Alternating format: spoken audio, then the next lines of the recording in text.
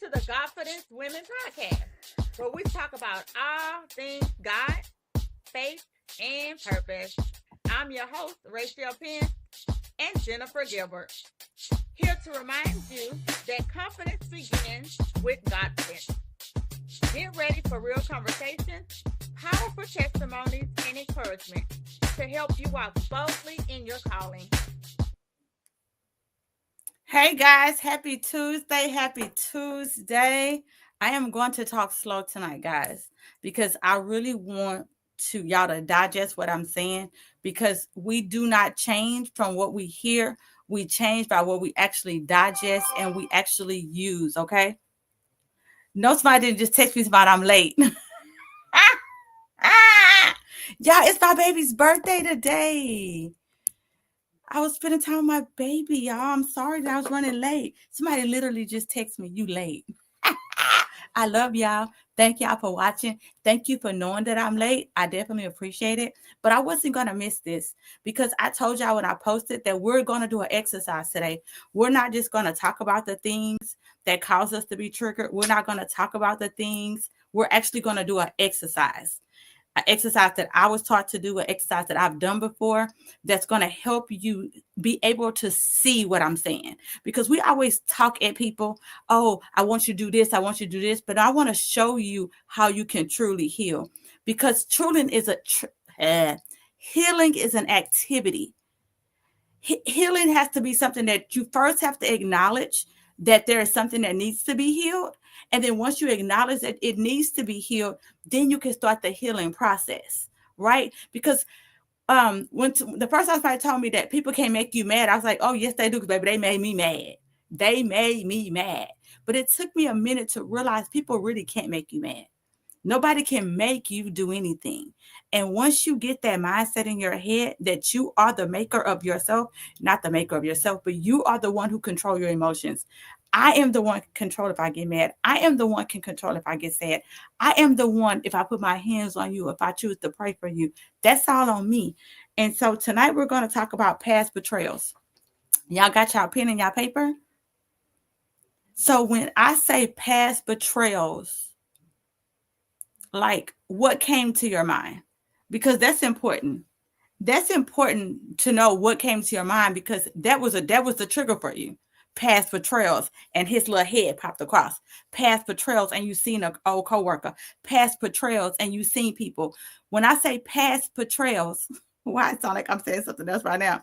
But when I say past betrayals, what came to your head when I said that? You need to write that situation down, because that is a trigger for you. Okay? So make sure you grab your pen and your paper. Betrayal happens when you have trust and your trust is broken. It's broken promises. It's when somebody's actions wound you deeply, and we often stay silent. A lot of times we get betrayed by people, betrayed by a job, betrayed by our outcome, and we stay silent. We don't really, because you know what? We don't like to admit that that thing hurt us, right? We don't want to admit that situation, because we don't want to feel vulnerable, right? We don't want to let you know that triggered us, right? But guess what? We need to know, we need to own that thing. Okay, we can't fix it until we own it. All right, where are we? How betrayal shows up in your life today. Okay, you guard your heart differently, and you actually talk to people differently, and you trust people differently. Okay, make sure y'all taking y'all notes. Expecting disappointment. When we don't get past the betrayal, we actually hold a guard up that we don't even realize we have. We actually be expecting to be disappointed. Like, I'm not even mad that you disappointed me. Like, I'm not even mad because every guy I date, he disappointed me. I'm not even mad that she disappointed me because every girl disappointed me. I'm not even mad that my boss sucks because every boss always sucks. I'm not even mad. It's we have in our head has accepted the betrayal. So now we look at everything else as yeah, they're gonna do the same thing, right? Feeling unworthy. Oh, that's a good one. Sometimes we feel unworthy now. Because we allow their betrayal to allow us to have less self-worth for ourselves. Out somebody. They dropped the ball on us. They fumbled us. They fumbled us in that job. They fumbled us in a relationship. And now we feel unworthy. We don't feel valuable enough, right? We start to question our value. Overreacting to small shifts in relationship. Hmm. He usually called me at 12. He ain't called me at 12 o'clock. What's up with that? Hmm. She usually go to sleep at 9 o'clock, and it's 7 o'clock now. She going to sleep, right? Those little bitty shifts in the relationship is now making you feel unsure about your relationship. Why? Because of a past betrayal, right? That last job skipped you over for promotion. So now you don't want to work as hard. You don't want to do as much because now the shift in the atmosphere, you feel like they're going to portray you too. You're going to get looked over again, right? Being overly independent. Child, ouchie, that was me. Past betrayals made me want to be, I don't need you for this. I'm not gonna need you for this. I can do this by myself. I can do this. Why? Because they let us down. Now we feel like we got to do everything ourselves. I'm going to put my name on everything. I'm going to drive the front seat of this car. I'm taking control of this relationship. It's me, me, me, me, me, right? Why? Because past betrayal. That happens too in jobs. When you're the boss, and I know I went through a season of that. I've been a manager. Well, y'all know I work from home now. But when I did have a job, I was a manager of it depends on which job. Some jobs I had 100 employees, and then one job I actually had 8. You right? So you find yourself when people betray you, you like, oh, you start being a what's the word? You start over. Oh, what you doing? Did you move that? Did you touch that? Did you put that where it go? Because other employees let you down. So now you're micromanaging every employee. Every employee got to be micromanaged because one employee disappointed you. That's so good.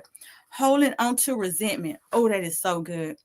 Have y'all heard that saying? Be like, you hold your breath and expect the other person to die.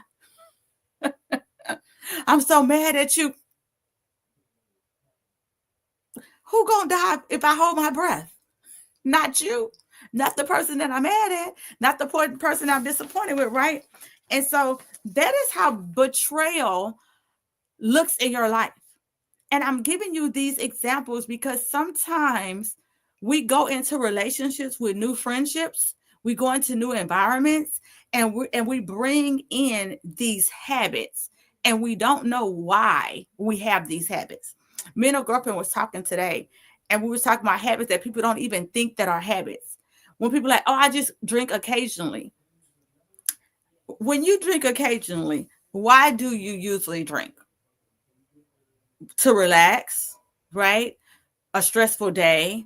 Um, there's something that's going on. There's a feeling that you want to feel. That's why you go to the bottle. Even for those like me, I'm not a drinker. I'm not one of them like drink every day. I'm not a drinker. But if I do have a drink, I be like, oh, I just need to relax today. I'm gonna go get in the tub with a wine, right? I'm looking for a feeling. I'm looking for an emotion. And that's what we look for when we go to the bottle. That's what we look for when we go smoke, when we eat gummies, when we do other activities, when we go looking for a man or a woman to fill that void for them. We're trying to feel something, right? And where does that feeling come from? It's usually when we start longing for stuff that we don't need or that we know that's not good for us. It's coming from a bad place, right? And so that's what we're doing today. We're trying to figure it out. Why do I shut down when I feel unsafe? Why do I shut down when I feel unsafe? If you have your journal out, make sure you write in your journal. Why do I shut down when I feel unsafe? Marinate on it. Sit in it. Because what do I tell y'all every day? If we already have the weapons form, if we already know the answer to what triggers, right? If we already write down what we're going to do when it happens, then that's how we overcome all the things. So if I know I shut down when people start yelling, and usually I go from shut down to pop off, but I don't want to do that no more. right? Or if I usually go from shut down to shut down, down, down, down, down, like nothing. Like I went from like, I used to be like, oh, so oh, I don't know. That somebody text me. I'm sorry, I got distracted. That's why I took me some notes, y'all. Okay, so let's say that usually you get somebody yell at you and you just shut down. I'm talking about completely shut down. You shut down so bad that you can't even get the work done properly. You shut down so bad that the relationship start failing because that person don't even know where you are in the relationship, because you have shut down so much because they was yelling at you, because they talked to you like your mom talked to you, because they talked to you like your dad talked to you, because they talked to you in a way that something had triggered you back in the day. And they like, ain't nobody gonna ever talk to me like that no more. Ain't nobody gonna ever treat me that way. And so you shut down. That's important to know why you do the things that you do. But you know what's more important to know? How can you undo those things? How can you undo things that we have started doing that aren't actually healthy things to do, right? Why do I push people away when they get close? Oh, that's so good. Why do I push people away when they get close to me? Why do I do that? Why do I think everybody is bad?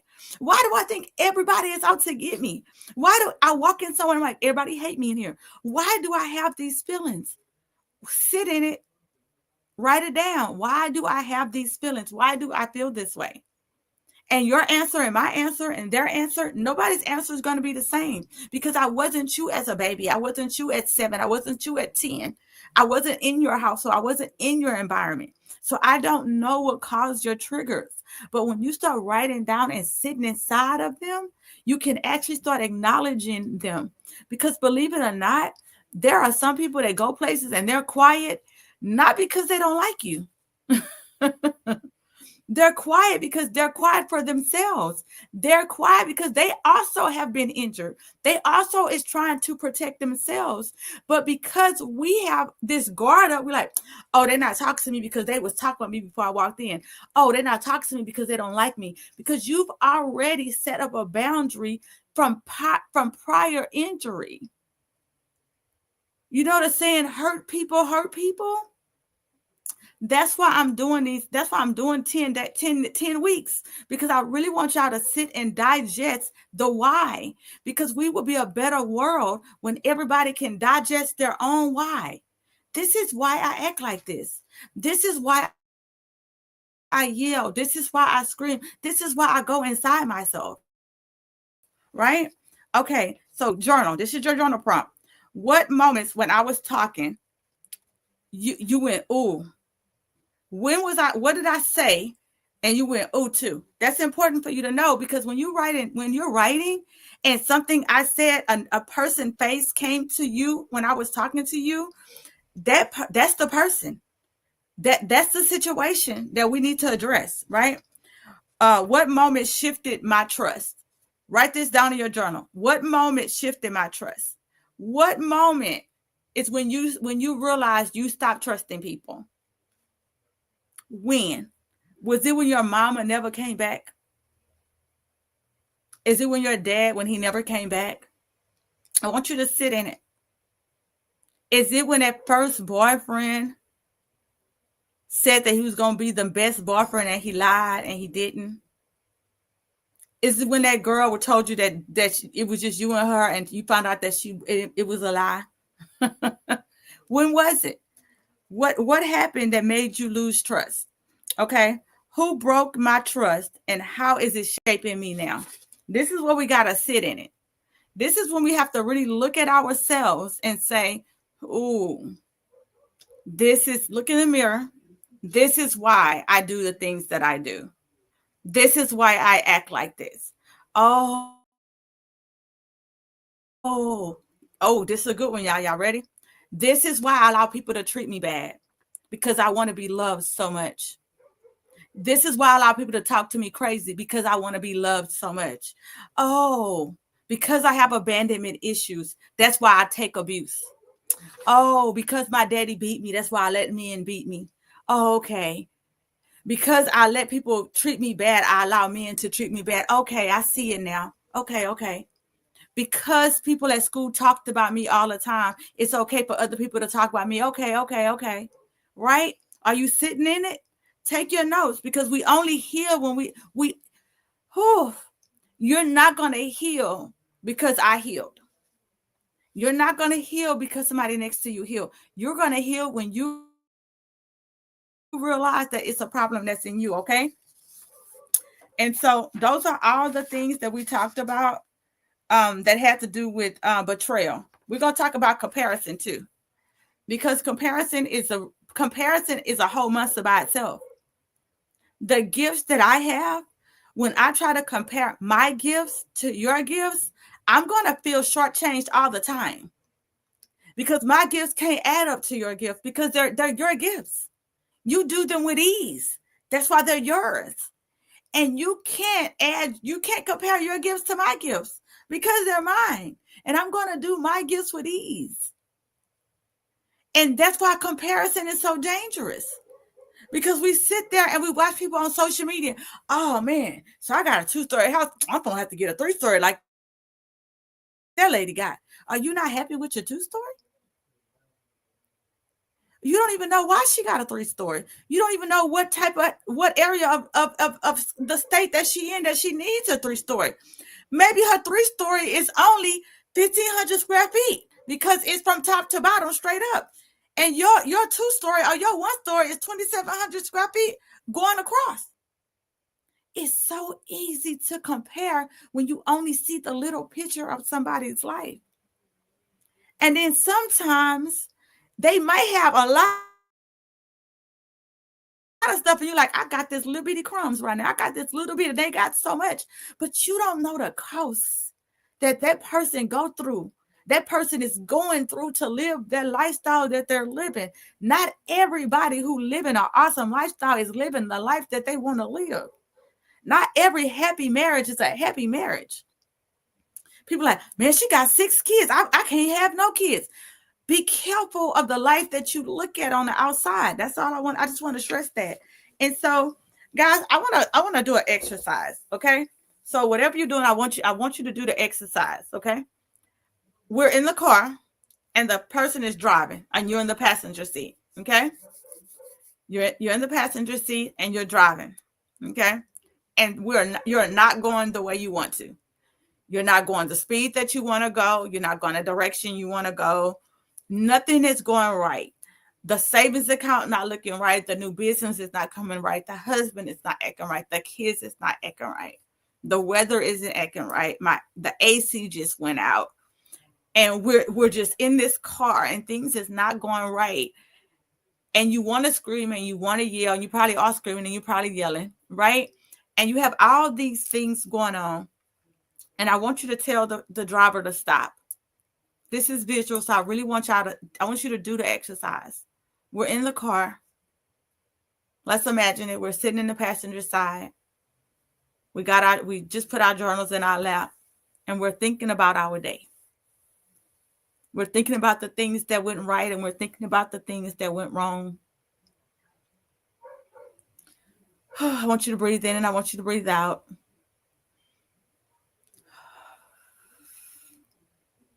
And I want you to get out the car. I want you to open the door, and I want you to close the door. And I want you to feel the breeze. Is it hot? Is it cold? Is the dog in the background barking in the street? Some stray? What is going on? What does it smell like? And I want you to walk to the other side of the car. And when you look inside the car, there is a person that looks just like you. The person who's driving, he or she looks just like you, but a younger version of you. That person is the younger past. That person is the person who had just been betrayed that's driving. That person is that 8-year-old that was abandoned. That person is the 11-year-old that feel lost. That person is the 19-year-old that got gang raped. That person is that 21-year-old who went to the courthouse and said, I do, and then he didn't show back up. That person in the driver's seat is that broken person That person who you've been allowing you to drive around, make decisions, go through red lights, speed through traffic, put up the middle finger, blow the horn, because that person is coming from the betrayed place, the broken place, the hurt place. And I want you to look at that person because that person is so beautiful and innocent. That person didn't know any better. That person was trusting. That person was so loving. And I want you to open the door and I want you to take your arms and I want you to hug yourself. And I want you to hug that hurt version of you, that betrayed version of you, that comparison version of you, that unloved version of you. Squeeze a little bit and you tell them thank you. Thank you for driving me. Thank you for driving me because I didn't know where I was going. Thank you for taking care of us when we was injured. Thank you for taking care of us when we was hurt. Thank you for protecting me because that person that you're hugging is the hurt version of you. And all that hurt version of you is doing is trying to protect you. That's it. That's why you yell and scream when people offend you. That's why you won't let people in when they hurt you. That's why you won't give people another chance. And I just keep holding on to yourself. Breathe in and out.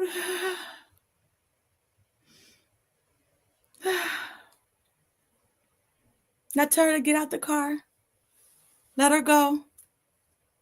And I want you to tell her she can sit in the front or the back. It don't wherever you want her to sit. If she's a little person, if she was an 8-year-old that was molested, I want you to put her in the back seat.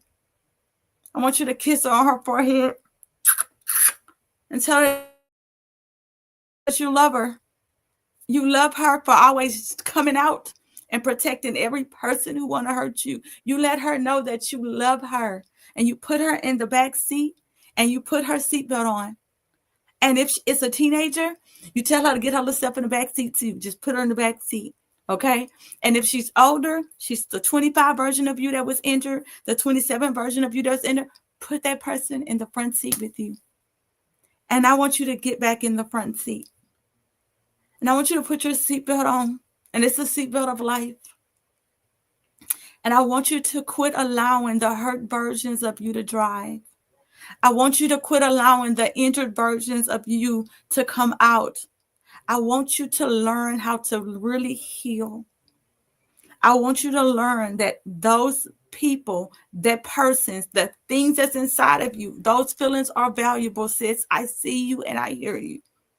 They hurt. I got it. They hurt you. I understand. You was let down. I understand. I see you. But it's time that we stop allowing our emotions to drive us everywhere. It's time that we get in the front seat and we say, we get our journal. We're not driving right now. The car's still in park. It's still in park because we're not going anywhere because we're not done. We still got one more section to do. Because, yeah, we've moved them out the seat. Yes, we moved the hurt out the seat. We removed the 8-year-old off the seat, the 20-year-old off the seat, the 11-year-old off the seat. Can I tell you a secret? The 8-year-old, the person that was molested in me, guess what? I went through a divorce. Guess what? I'm still going through. So can I tell you something? Even when you move the one version of you that was injured, you're going to still have new versions of you that get injured. And that's why you got to learn how to release. That's how you got to learn how to recognize when you're getting triggered. That's why you got to learn to pull the car over. Stop in the middle of the situation and go, stop. I'm not going to allow the old version of me to come out. I'm not about to allow this to trigger me. I'm not about to go to jail. I'm not about to lose my insanity. I'm going to pull the car over. And I'm going to reassess this situation. And what do you do when you reassess? You think about, you breathe in, you breathe out, and you think before you speak. and you speak from a healed version, even if it's a hurt version. Because remember, we wrote down. Remember last week, we wrote down things that we will say and things we will not say. Remember? And that's how we heal. And so I'm going to give y'all some verbiage. Did I write the verbiage down? If not, I'm going to tell them to you. I don't think I wrote them down today. They was in last week's. So how do we heal? The first thing I like to start with healing is I like to write affirmations. And I don't care what nobody think about it. If somebody yelling and the atmosphere is chaotic, people cannot control you unless you allow them to. You just start talking to yourself. I am amazingly made. I am wonderfully made. I am outstanding. I am perfect just the way I am. I am God's greatest creation. He has plans for me. He thought about the hair on my head, the eyeballs in my eye socket. That's how detailed he was when he thought about me. Okay. And when you start saying things over and over and over and over, I'm looking for my affirmation, one of my affirmation books. When you start saying stuff out loud to yourself, oh, better yet, but some people on here might not be spiritual. So I got one for you. It is so hard to be angry. It is so hard to attack people. It is so hard to do any of those things when you are grateful. So when you find yourself spiraling out of control, I want you to say, I'm thankful for this breath at this moment. I'm thankful. And you just start naming out 10 things that you're thankful for. I'm thankful that my children got home safe today. I'm thankful that my limbs work because I have fibromyalgia. I'm thankful I have epilepsy. I'm thankful I didn't have a seizure today. Okay. As you start to be thankful, it is so hard to be ungrateful, and it's so hard to be angry. It's so hard to be vindictive.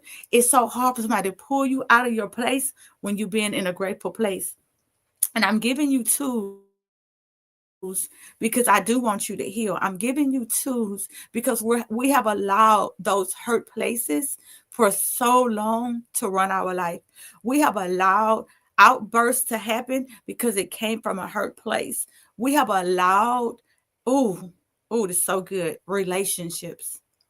I'm talking about good relationships. Y'all been in some good relationships.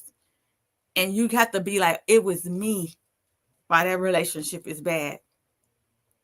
That takes some big girl draws to admit it's me while we're not together.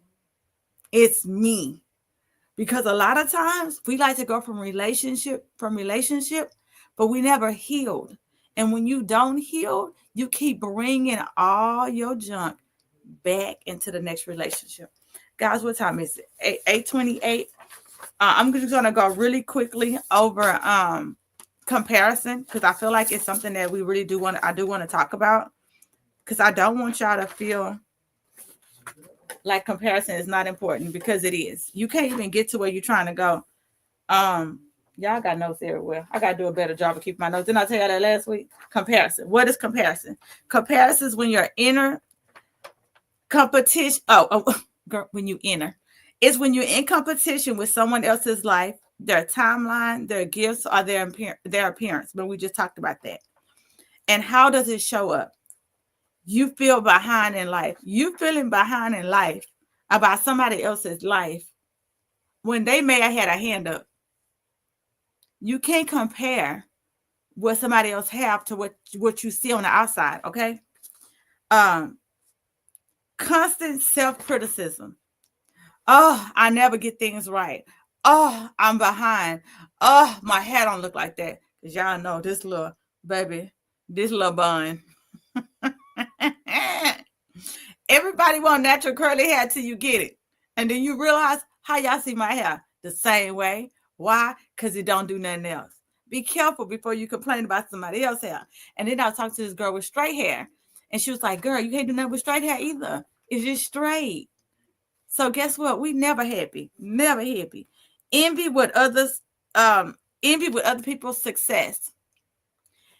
If we took the time to really think about successful people and what do they do and took our time and be successful in our own gifts, you could be successful too, because we are all gifted in different things. Don't try to be, don't try to mimic somebody else's life. Look and see what your gifts are, because your gifts,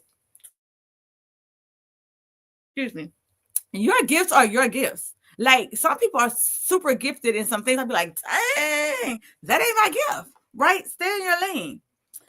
Feeling unworthy or not enough. Oh my goodness. Comparison will just have you feeling like, I tried to do that and didn't come out right. I went to school and I failed. I did this. Same thing we talked about. Overthinking your own progress. Guys, I have a rule. Y'all know I'm a coach, a life coach. I'm a biblical life coach. And I tell my clients the same thing. And I do it for my own self.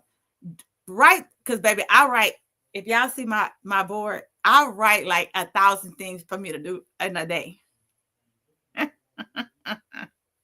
It's not even realistic, right? Bless you. It's not even realistic. Okay. So give yourself 3 things. If I don't do nothing else today, I'm going to do these 3 things. If I don't do nothing else today, I'm going to do these 3 things. Okay. Overthinking, I felt feeling like you must catch up. You can't catch up with nobody else's life. It's their life. It's their life. Do you know I'm not even gonna say that on live. Anyway, I birthed 4 kids, raised another one, so that's 6. Well, how many kids? How many kids I had? 4 or 5, like basically 6 kids in my house, 6 boys. And do you know, I know people who don't have any kids and be like, oh, I wish I had a kid. I wish I had 6 kids. I wish I had 2 kids. I wish I have this. Don't try to compare your life to anybody else's. You don't even know what it feels like to have 6 kids. Now, would I trade any of mine? No, I love them all, right? No, but if you don't have any kids, enjoy no kids' life. And if you have children, enjoy the kids' life. I'm just saying. Insecurities from past experience. I think we did that one. Okay, that's all I had from there. So I really hope that this show bless y'all today. I hope that I talked slow today. I hope you was able to suck it in and breathe out. I hope you took notes. I hope that you realize that you are amazingly made. You are wonderfully made. You are God's greatest creation. Your gifts are your gifts, and there is none like the gifts that God gave you. When you realize that your little, the way you talk is amazing to somebody like it. When you realize your hair on your head is for somebody. When you realize the way you're shaped, if somebody loves it just like that. When you realize the way you talk is meant for somebody. When you get out of your own self and realize how great you are, people can literally see the greatness in you. When you start talking different and walking different, people can see it. People like, oh, you're conceited. I'm not conceited. I love me. I'm not conceited. I'm Godfidence. I have Godfidence in me. I walk with the confidence that God created something great in me. I know that I was created in greatness. So why should I walk like I'm not great? Why should I talk like I'm not great? Why should I feel smaller or shrink myself in places when I was meant to shine? You are meant to shine. Y'all are amazingly and wonderfully made. Y'all have an amazing and great Tuesday. I will see y'all next Tuesday. And I don't remember what the next Tuesday topics is, but we're going to be on the same topics. We're going to be, because we're doing the roots. We're doing release. So today we did what? We reflected on what the problem was. I told you how to release it. And then how do you rise above it? Exactly what I just told you. I don't know why I almost got tongue tied. I think because I'm trying to get off live. So let me slow down, just like I've been talking. We recognize what the problem was, right? You wrote on your notepads what the problem was. After we wrote it down, we released it, right? And then what's next? You got to rise. It's time to rise up and be who we're called to be. And how do you rise up and become who you're supposed to be? You got to talk to yourself like you already is who you want to be. And I'm going to say something. I'm going to say a number 2 part of that too. You got to hang around people who are positive. You got to hang around people.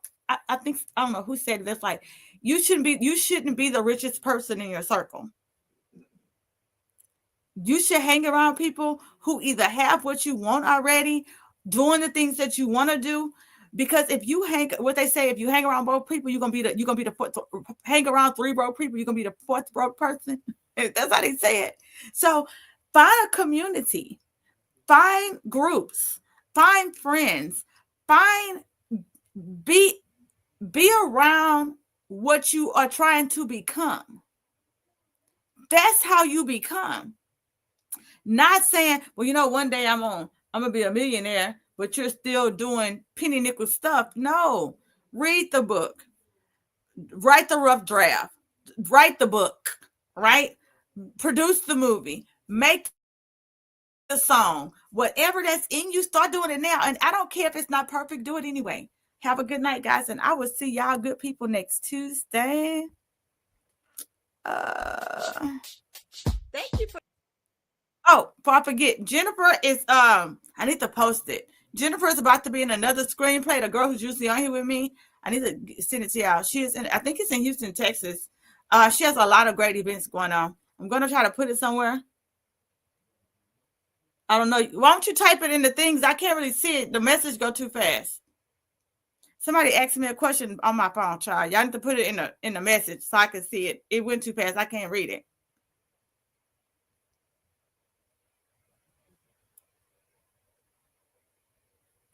Sorry, I couldn't read it. So I try to let y'all know where she's gonna be at. Joining us today, the Godfidence Women Podcast. Remember, your confidence is rooted in God, not in circumstances. Keep shining, keep believing, and keep walking in your confidence. Until next time, stay blessed and stay bold. And remember, share the podcast. Share the podcast, guys. I know that TikTok